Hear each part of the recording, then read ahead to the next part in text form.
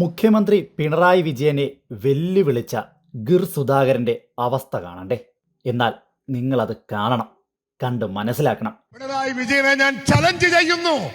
എന്ത് നേട്ടമുണ്ടാക്കി? അധ്വാനിക്കുന്നവന്, തൊഴിലാളി വർഗത്തിന്, വിയർപ്പെടുക്കുന്നവന്, വിശക്കുന്നവന് എന്തുണ്ടാക്കി കൊടുത്തു ഈ സർക്കാർ? ശമ്പളം കൊടുത്തോ മര്യാദയ്ക്ക്? കൂലി കൊടുത്തോ മര്യാദയ്ക്ക്? തൊഴിലാളികൾക്ക് അതിന്റെ ആനുകൂല്യം കൊടുത്തോ?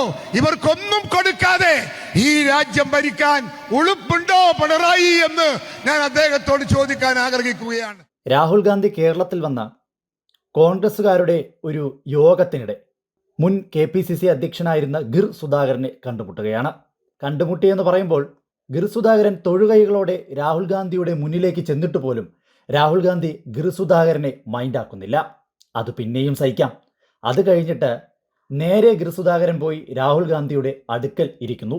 പക്ഷേ രാഹുൽ ഗാന്ധി തന്നെ ഗിർ സുധാകരനെ കണ്ടം വഴി ഓട്ടിക്കുന്ന സാഹചര്യം. ആ ദൃശ്യം ഒന്ന് കണ്ടേ.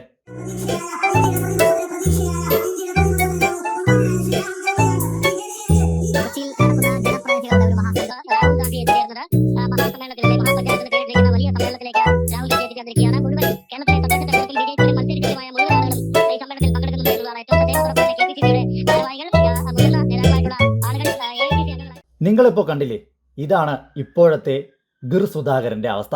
കോൺഗ്രസിലെ ഗർജിക്കുന്ന സിംഹമെന്ന് പറഞ്ഞ് KPCC അധ്യക്ഷനാക്കിയ മുതലാണ്. പക്ഷേ പിണറായി വിജയനെ പുലഭ്യം പറയാൻ 100 നാവാണ് ഈ ഗിർ സുധാകരന്. കോൺഗ്രസിനകത്ത് പുല്ലുവിലയാണ്. അതിലുപരി നേതാക്കന്മാർക്കിടയിൽ ലെവലേശം പോലും വിലയില്ല. പക്ഷേ പിണറായി വിജയനെ 4 പുലഭ്യം പറഞ്ഞാൽ മാധ്യമങ്ങളെടുത്ത് അമ്മാനമാടുമല്ലോ. അതുകൊണ്ടാണെന്ന് തോന്നുന്നു കിട്ടുന്ന ഗ്യാപ്പിലൊക്കെ പിണറായിയെ പുലഭ്യം പറയാൻ ഗിർ സുധാകരന് യാതൊരു മടിയുമില്ല. എന്തായാലും ശരി, രാഹുൽ ഗാന്ധിയുടെ തൊട്ടടുത്ത് ചെന്നിരുന്ന് രാഹുൽ ഗാന്ധി തന്നെ ആട്ടിപ്പായിച്ച ഗിർ സുധാകരൻ ഈ നാടിനു വേണ്ടി ഇത്രയും വലിയ വികസന പ്രവർത്തനങ്ങളൊക്കെ സാധ്യമാക്കുന്ന മുഖ്യമന്ത്രി പിണറായി വിജയനെ പുലഭ്യം പറയുമ്പോഴാണ് സത്യത്തിൽ സുധാകരൻ്റെയൊക്കെ രാഷ്ട്രീയ നിലവാരം എത്രത്തോളം അധപ്പതിച്ചു എന്ന് മനസ്സിലാകുന്നത്. എന്തായാലും കേരളത്തിന് ആവശ്യമായ വികസനങ്ങൾ കൊണ്ടുവരുന്ന മുഖ്യമന്ത്രി പിണറായി വിജയനെ എന്നും പുലഭ്യം പറയാൻ യാതൊരു യോഗ്യതയും യാതൊരു പക്വതയും ഈ പറയുന്ന ഗിർ സുധാകരൻ ഇല്ല എന്ന് ഓർത്താൽ നല്ലത്.